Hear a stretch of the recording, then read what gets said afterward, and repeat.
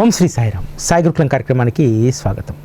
బాబాను ఆశ్రయించినటువంటి మనము వారిపైన పెట్టుకున్నటువంటి విశ్వాసము ఏనాటికి కూడా వమ్ము కాదు అనేటువంటిది పరమసత్యం. అంతేకాదు మనం ఎప్పుడూ కూడా చెదరనటువంటి విశ్వాసాన్ని బాబా పైన పెట్టుకుంటే, మనం సంక్లిష్టమైనటువంటి పరిస్థితుల్లో ఉన్నప్పుడు ఆయన వాటి నుండి అత్యంత సునాయాసంగా గట్టెక్కిస్తారు. మనందరము అత్యంత సునాయాసంగా గట్టెక్కిస్తారనగానే ఈరోజు సమస్య రాగానే రేపు అందులో నుంచి తీసి మంచి సురక్షితమైనటువంటి ప్రదేశానికి చేరుస్తారు అని చెప్పి మనం అనుకుంటాం. కాదు, బాబా తన భక్తుడికి తన పైన ఎంత విశ్వాసం ఉందనేటువంటిది కూడా ఈ కష్ట సమయంలోనే పరీక్షిస్తాడు. మనం కష్టకాలంలో ఉన్నప్పుడు ఎదుటివారు నిందలు వేస్తారు, ఎదుటివారు చీత్కరించుకుంటారు, ఎదుటివారు అవసరమైతే 2 దెబ్బలు కూడా వేస్తారు. అటువంటి పరిస్థితుల్లోనూ బాబా పైన విశ్వాసం చెదరకుండా, బాబా నాకు ఒక పాఠాన్ని నేర్పిస్తున్నారు, నాతో ఉన్నటువంటి వారు ఎలాంటి వారు, ఈ సమయంలో వారు నాతో ఎలా వ్యవహరిస్తారు, ఒక్క వ్యక్తులు మాత్రమే కాదు సమాజం నన్ను ఎలా చూస్తుంది అనేటువంటి ఈ పాఠాలను బాబా నేర్పిస్తారు. దీనివల్ల బాబాకు కలిగేటువంటి ప్రయోజనం ఏమిటి? బాబాకి ఏ ప్రయోజనము కలగదు, కానీ భక్తుడికే ప్రయోజనం కలుగుతుంది. ఈ ప్రపంచంలో నా పట్ల ప్రేమ కలిగినటువంటి వారు, నా వారనేటువంటి వారు ఒక్క సద్గురువు మాత్రమే ఉన్నారు. ఈ సమాజం అంతా కూడా నన్ను చీత్కరించినా, నన్ను అసహించుకున్నా, ఒక్క బాబా మాత్రమే తన ఒడిలోకి తీసుకొని నన్ను సురక్షితమైనటువంటి ప్రదేశానికి చేర్చారు, ఈ కష్టం నుంచి బయటపడేశారనేటువంటి విశ్వాసం అక్కడ లభిస్తుంది. ఇది జీవితానికి ఎంతో ధైర్యాన్ని కూడా ఇస్తుంది. ఇంతకంటే ముప్పెన వచ్చినా సరే నేను తట్టుకొని నిలబడాలి, తట్టుకొని నిలబడ్డప్పుడు మాత్రమే బాబా నన్ను రక్షిస్తారు. అనవసరంగా భయాందోళనకు లోనవుతే మనం విశ్వాసాన్ని కోల్పోతాం. విశ్వాసాన్ని కోల్పోకుండా ధైర్యంతో ముందుకు సాగడమే బాబా మార్గంలో మనం నేర్చుకోవాల్సినటువంటిది. విఠోబా పౌండ్ అనేటువంటి ఒక భక్తుడు నిరుద్యోగిగా ఉంటాడు. తన మేనమామ చెప్తాడు, నువ్వు బాబాను నమ్ముకో, ఖచ్చితంగా నీకు ఒక ఉద్యోగం లభిస్తుంది అని అంటారు. అతను సాధారణ విద్యను చదవలే, అది 1923-25 ఆ సమయంలో ఇంజనీరింగ్ విద్యను చదివాడు. ఇంజనీరింగ్ విద్య చదివి కూడా తనకు అర్హత ఉన్నా కూడా ఉద్యోగాలు రాకపోవడంతో చాలా ఆత్మన్యూన్యత భావంలోకి వెళ్తారు. కొన్ని సందర్భాల్లో తన చదువు కంటే చాలా కింది స్థాయి క్లరికల్ ఉద్యోగానికి కూడా వారు వెళ్ళడానికి సిద్ధపడతారు. కానీ ఎవరూ కూడా అతనికి ఉద్యోగం ఇవ్వడానికి ముందుకు రాలేదు. ఈ సమయంలోనే వారి మేనమామ ఒక బాబా చిత్రపటాన్ని ఇచ్చి, నువ్వు బాబానే నమ్ముకో, ఖచ్చితంగా నీకు బాబా మార్గాన్ని చూపుతారు అని చెప్పారు. ఈ విధంగా కాలం గడుస్తూ ఉండగా ఒక 6 నెలలకు రైల్వేలో ఇంజనీరింగ్ విభాగంలో ఒక ఉద్యోగానికి అవకాశం ఉంటుంది. ఆ పోస్టు నింపడానికి దరఖాస్తులు కోరితే 3 దరఖాస్తులు వచ్చాయి. ఆ 3 దరఖాస్తుల్లో మొదటి దరఖాస్తు ఆల్రెడీ ఆ శాఖలో పనిచేసి మానేసి 10 సంవత్సరాల అనుభవం కలిగినటువంటి వ్యక్తి. రెండవ క్యాండిడేటు ఆ విభాగంలో పనిచేస్తున్నటువంటి ఉన్నతాధికారి యొక్క తమ్ముడి కుమారుడు. ఇక 3వ వ్యక్తి విఠోబా పౌండ్. అతను వీళ్ళందరి ప్రొఫైల్ చూడగానే అనుకుంటాడు, మనకు ఉద్యోగం రావడం కష్టం, మొదటి వ్యక్తికే ఉద్యోగం వస్తుంది. ఎందుకంటే అనుభవం ఉన్నటువంటి వారికే పెద్దపీట వేస్తారు కదా, నాకు ఏ అనుభవము లేదు కాబట్టి మొదటి వ్యక్తికే ఉద్యోగం వస్తుంది. లేదా ఆ కార్యాలయంలో పనిచేసేటువంటి అధికారి యొక్క తమ్ముడి కొడుకు కాబట్టి రెండో వారికి అవకాశం వస్తుంది. వీరిద్దరిలో ఎవరికో ఒకరికి అవకాశం వస్తుంది, ఖచ్చితంగా మొదటి వారికి అవకాశం వస్తుంది, ఎందుకంటే ఎక్స్పీరియన్స్ ఉంది కాబట్టి అని చెప్పి నిరుత్సాహపడిపోతాడు. ఆ విషయము వాళ్ళ మామగారికి చెప్పగానే అతను అంటారు, నువ్వు ఏమీ చేయొద్దు, నువ్వు ఇంటర్వ్యూకు వెళ్ళేటువంటి రోజు బాబా యొక్క ఊదిని ధారణ చేసి వెళ్ళు, బాబా పైన పరిపూర్ణమైనటువంటి విశ్వాసంతో వెళ్ళు అని అంటారు. వెళ్ళి ఇంటర్వ్యూ కూర్చున్నటువంటి సందర్భంలో ఇంటర్వ్యూకు పరీక్షకు అంటే ముందే, రాత పరీక్ష కంటే ముందే మొదటి వ్యక్తి ఎవరైతే 10 సంవత్సరాల అనుభవం ఉండి ఆ విభాగంలో దరఖాస్తు చేసుకున్నాడో అతనిని అసలు ఇంటర్వ్యూకు పరీక్షకు రాకుండానే అతన్ని తిరస్కరిస్తారు. ఎందుకనంటే అతను 10 సంవత్సరాలు పనిచేసినటువంటి ఆ కాలంలో నిర్లక్ష్యంగా పనిచేయడం వల్ల అతనిని టర్మినేట్ చేయడం జరిగింది. కాబట్టి ఒకసారి టర్మినేట్ చేయబడ్డటువంటి వారిని మరలా తీసుకోరు. తర్వాత ఈ విఠోబా ఫౌండ్కు ఆశ్చర్యం వేస్తుంది. అరే, మొదట అతనికి కదా ఉద్యోగం వస్తుంది అనుకున్నా, కానీ అతనే అసలు మౌఖిక పరీక్షకు రాత పరీక్షకు రాకుండానే అతను ఇక్కడి నుంచే పంపించేశారు అని చెప్పి అనుకుంటాడు. మళ్ళీ మనసులో ఒక సంశయం, సరే ఇంకొకరు కూడా ఉన్నారు కదా, వారు ఉన్నతాధికారి యొక్క బంధువు కదా, అటువంటిప్పుడు అది వారికే వస్తుంది, కాబట్టి నేను ఏదో అటెండ్ కావాలనేటువంటి దాంతో ఈ పరీక్షకు అటెండ్ కావాలి అని చెప్పి అటెండ్ అవుతాడు. మొదట రాత పరీక్ష జరుగుతుంది. రాత పరీక్ష జరిగినటువంటి 15 రోజులకు ఇతనికి ఇంటర్వ్యూ కాల్ లెటర్ వస్తుంది. సరే, ఇద్దరము పరీక్షకు హాజరయ్యాం కాబట్టి ఇద్దరిని ఇంటర్వ్యూకి పిలిచారని చెప్పి వెళ్తాడు.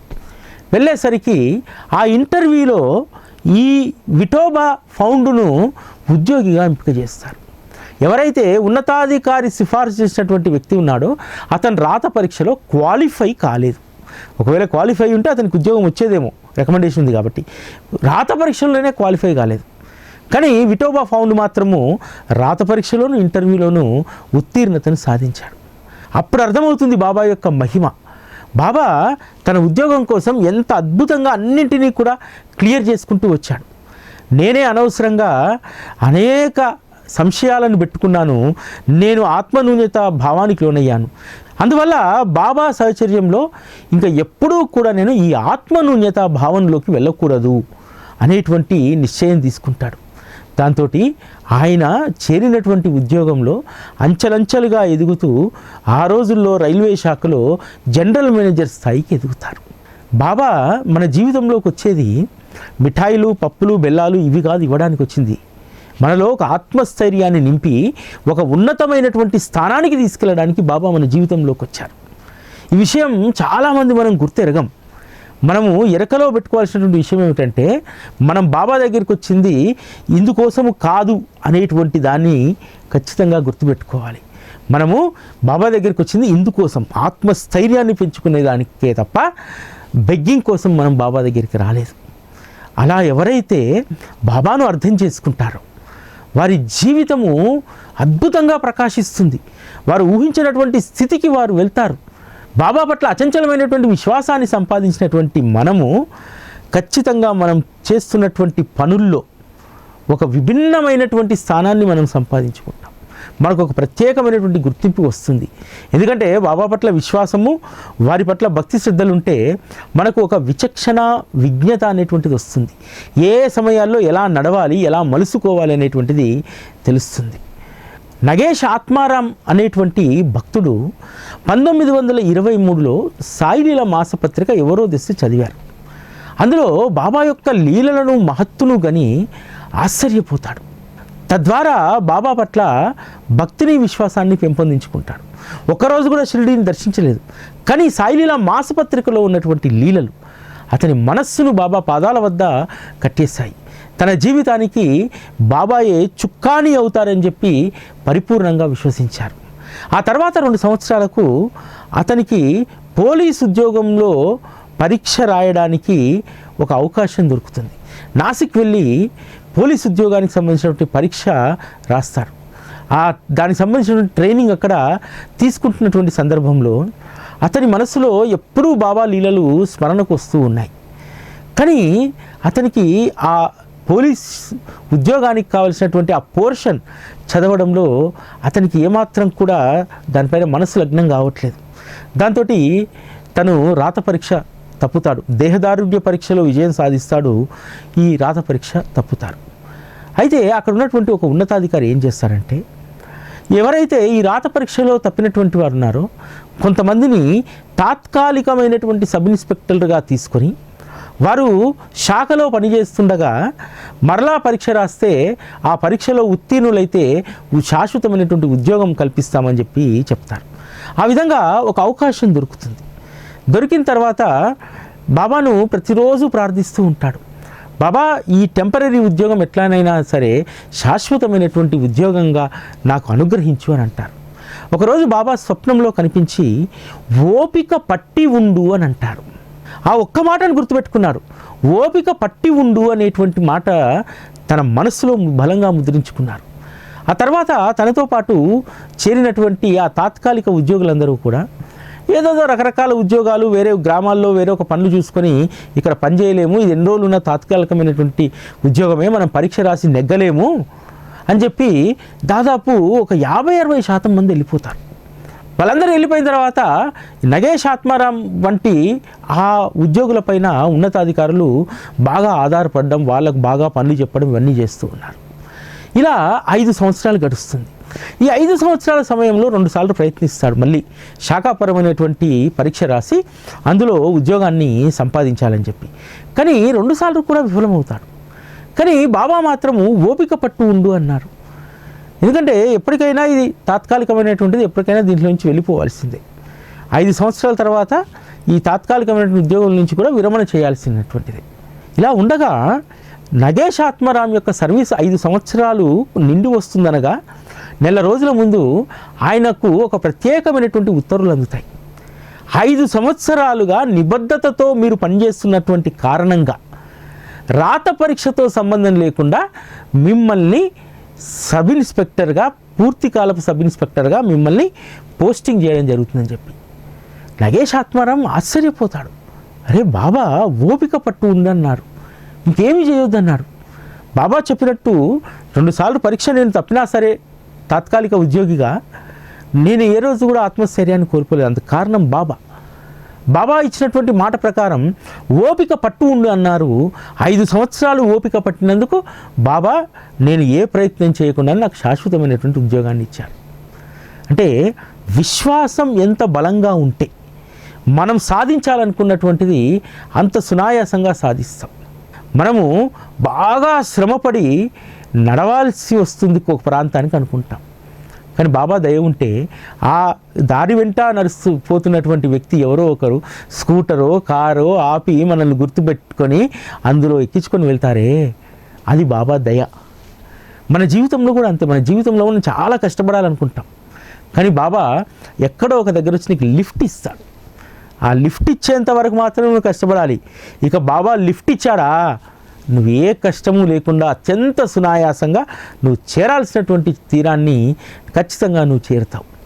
చాలామంది బాబా భక్తులు కొంత సమస్య రాగానే చాలా ఆందోళనకు లోనవుతారు. కరోనా తర్వాత ఒక ఆవిడ వరాల సాయి మందిరానికి వచ్చింది. పుట్టేడు దుఃఖంతో వచ్చింది. ఆ దుఃఖం ఏంటంటే తన అల్లుడు కూతురు ఆస్ట్రేలియాలో ఉంటున్నారు. అక్కడ ఉద్యోగాలు బాగున్నటువంటి సందర్భంలో ఇల్లును కొనుక్కున్నారు. నెల ఈఎంఐ కూడా కడుతూ ఉన్నారు.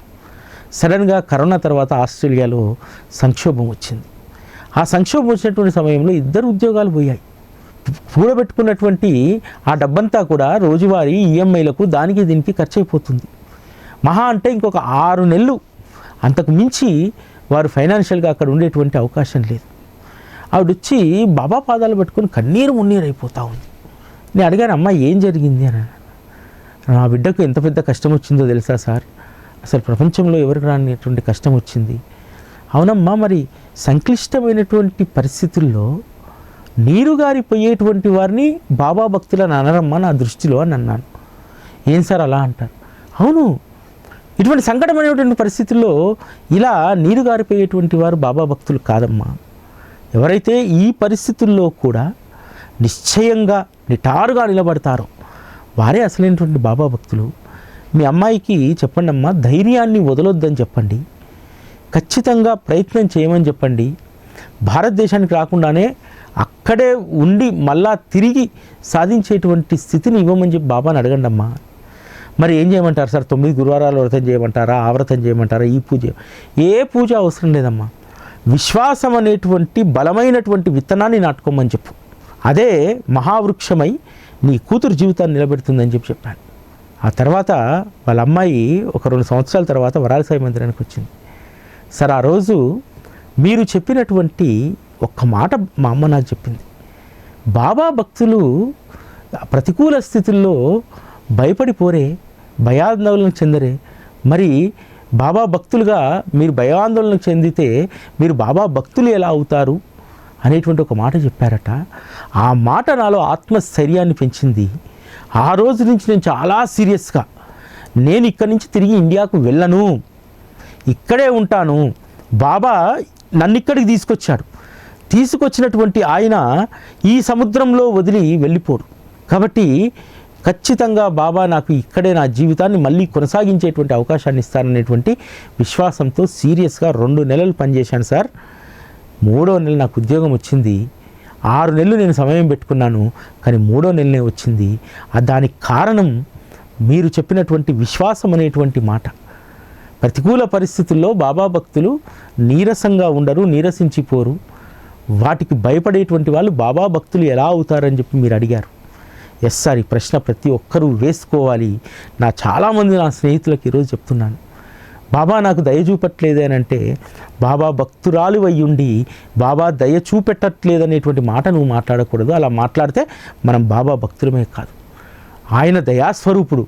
ఆయనకు దయలేదని చెప్పి నువ్వెలా చెప్తావని చెప్పి ఈరోజు నేను గట్టిగా, నాతోటి ఎవరైనా ఈ మాట అంటే నేను వారికి తిరిగి వారిని సమాధానపరుస్తున్నానంటే మీరు ఇచ్చినటువంటి ఒక స్ఫూర్తి వాక్యం మాత్రమే అని చెప్పి అమ్మాయి చెప్తే నాకు ఎంతో ఆనందం వేసింది.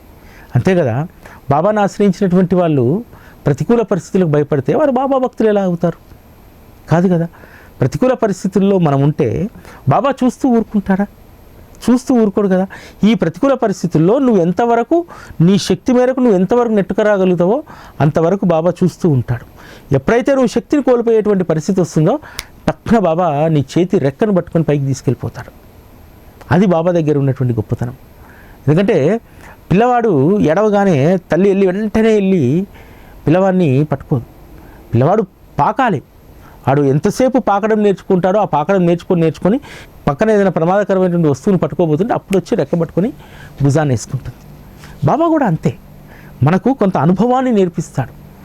ఏ అనుభవము లేకుండా, కష్టము లేకుండా. ఎందుకంటే జీవిత అనుభవాలంటే ఏమిటి? కష్టాలను మనం డీల్ చేసినప్పుడు దాని ద్వారా వచ్చినటువంటి అనుభవమే మన జీవిత అనుభవం. జీవితంలో అనుభవం అంటే భోగం మాత్రమే అనుభవము, సుఖం మాత్రమే అనుభవం అనుకోకూడదు. ఇదే అసలైనటువంటి అనుభవం. ఎందుకంటే నువ్వు ఆ తర్వాత ఎలా ఉండకూడదో నీకు ఆ ప్రతికూలమైనటువంటి పరిస్థితి నేర్పిస్తుంది. ముంబైలో ఒక అమ్మాయికి జరిగినటువంటి అనుభవం మీకు చెప్తాను. అమ్మాయి ఫ్యాషన్ డిజైనింగ్లో, ముఖ్యంగా జ్యువెలరీ డిజైనింగ్లో మాస్టర్స్ చేసి ఉంది. ముంబైలో ఇటువంటి కాలేజీలు అనేకం ఉంటాయన్నమాట. ఎందుకంటే ఫ్యాషన్కి అది రాజధాని కదా. అమ్మాయి చాలా అద్భుతంగా చదువుకుంది, మంచి పర్ఫార్మెన్స్ చేసింది. ఆ తర్వాత ఒక కంపెనీలో ఉద్యోగం చేసింది, నగల తయారీ కంపెనీలో. తర్వాత వివాహం కావడంతో వివాహం, పిల్లలు, వీటన్నిటితో 5 సంవత్సరాల గ్యాప్ వచ్చింది. 5 సంవత్సరాల తర్వాత మళ్ళీ అమ్మాయి తన ప్రొఫెషన్లోకి వెళ్ళాలనుకుంది. 2-3 కంపెనీస్లోకి వెళ్తే, మీరు 5 సంవత్సరాల క్రితం పనిచేసి ఉన్నారు, ఇప్పుడు మారినటువంటి ఫ్యాషన్స్ ఇవన్నీ కూడా వాటిపైన మీకు అవగాహన లేదు, కాబట్టి నగలు అనేటువంటివి డిజైన్స్ రోజు రోజుకు మారుతూ ఉంటాయి, దాంట్లో కంటిన్యూగా ఉన్నటువంటి వాళ్ళు మాత్రమే అప్డేట్ కాగలుగుతారు అని చెప్పి చెప్తారు. అయినా సరే అమ్మాయి ఆత్మస్థైర్యం కోల్పోకుండా బాబా పైన భారం వేసి మరొక పెద్ద కంపెనీకి దరఖాస్తు చేసుకుంటుంది ఉద్యోగానికి. దరఖాస్తు చేసుకుంటే కంపెనీ అందరినీ పరీక్షకు పిలుస్తుంది కదా, ఈ అమ్మాయిని కూడా పరీక్షకు పిలిచింది. ఒక్కొక్కరికి ఒక్కొక్క రకమైనటువంటి నగ డిజైన్ ఇచ్చిండ్రు. నువ్వు చంద్రహారం చేస్తే ట్రెండీగా ఎలా చేస్తావు, నువ్వు పలానా చేస్తే ఎలా చేస్తావు అని చెప్పి.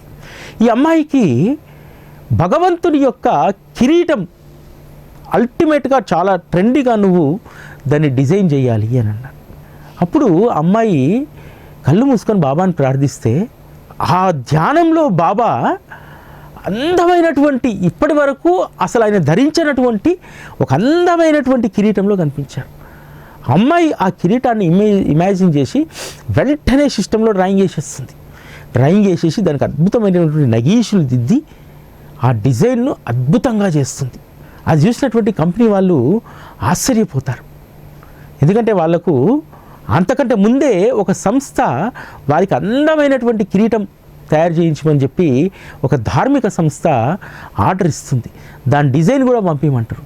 వెంటనే ఆ డిజైన్ వారికి మెయిల్ చేయగానే మరుక్షణం దాన్ని అప్రూవల్ చేశారు.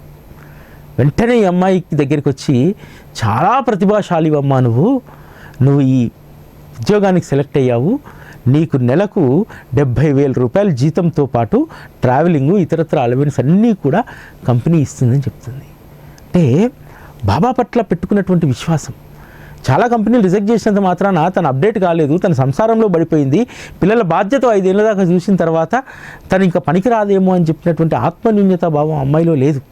బాబా పైన విశ్వాసం పెట్టుకోవడం ద్వారా అనుకోకుండా అమ్మాయికి ఇచ్చినటువంటి డిజైన్ కిరీటం వేసే ముందు బాబాను ప్రార్థించగానే బాబా కిరీటం ధరించి ఆవిడకు ఆ ధ్యానంలో కనిపించడం.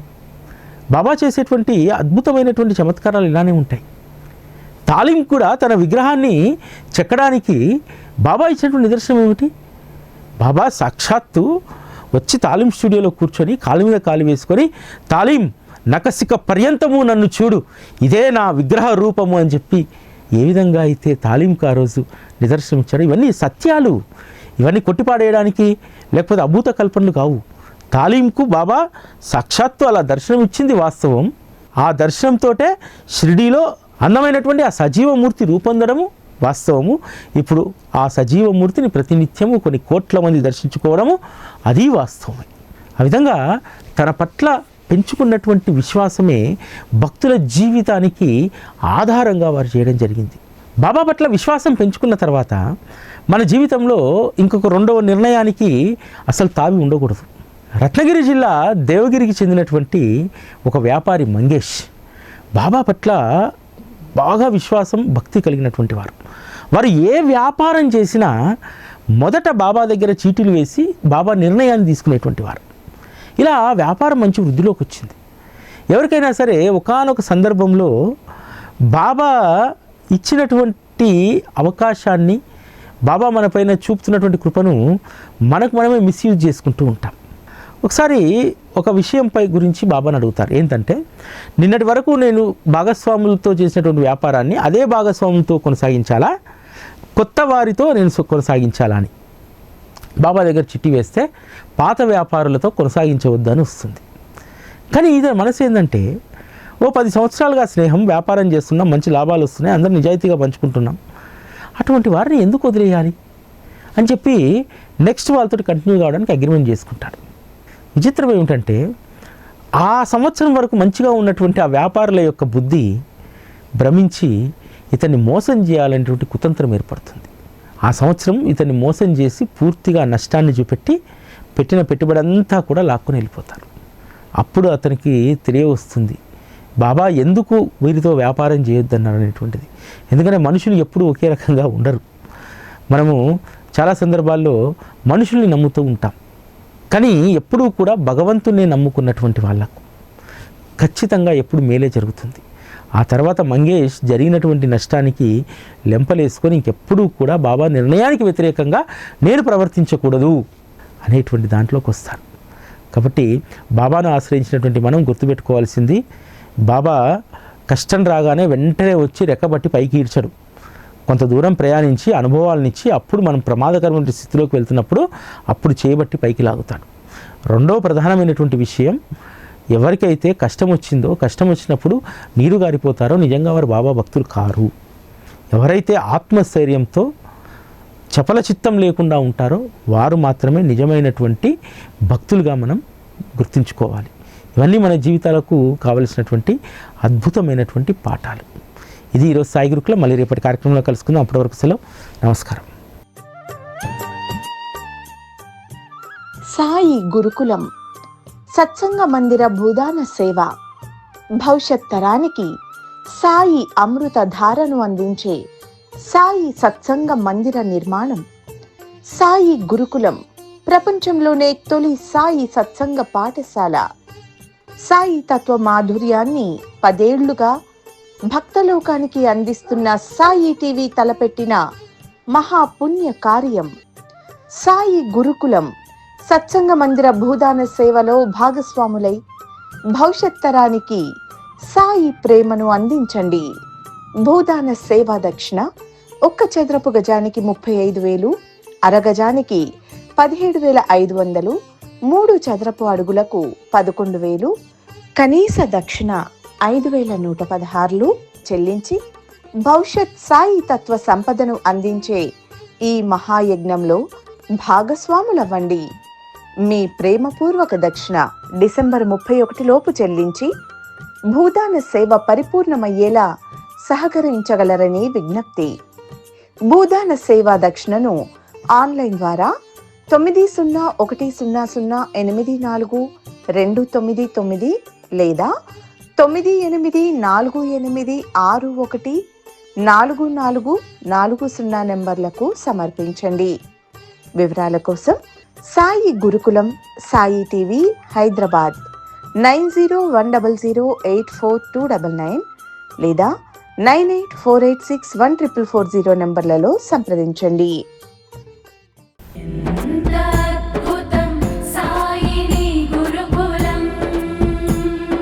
శిక్షణే తప్ప శిక్షలు లేని శరణాగతి సౌదం.